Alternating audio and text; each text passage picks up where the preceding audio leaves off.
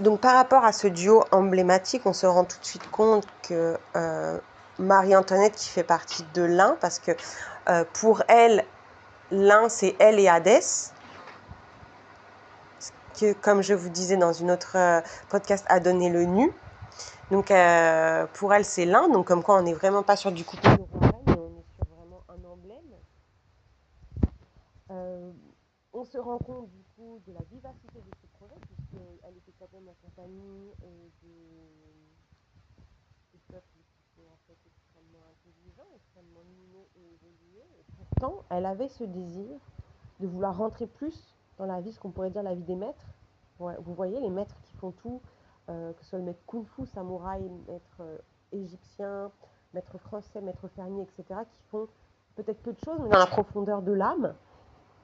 Et ben, c'est cette idée qui a expansé la Terre et c'est bien l'idée de Marie-Antoinette.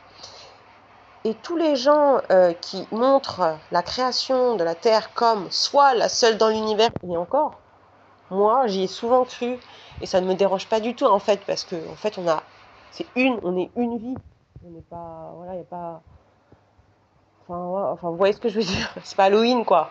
Donc on est une vie, mais ceux qui disent que par contre elle n'a pas forcément de charisme en fait, que c'est un projet un peu moyen, voire hasardeux. Alors là, par contre, c'est complètement faux parce qu'en fait, on se rend compte que c'est un grand projet ambitieux et le premier de toute cette galaxie en fait. Alors, je ne sais pas exactement comment ça se... les ordres de grandeur galactique, je ne connais pas. Mais en tout cas, en fait, c'est un énorme projet de vouloir faire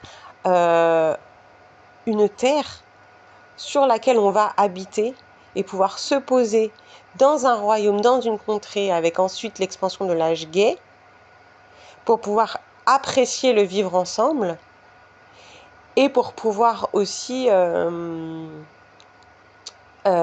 travailler et gagner en intériorité. C'est quand même un projet qui est exceptionnel et qui émane complètement du duo.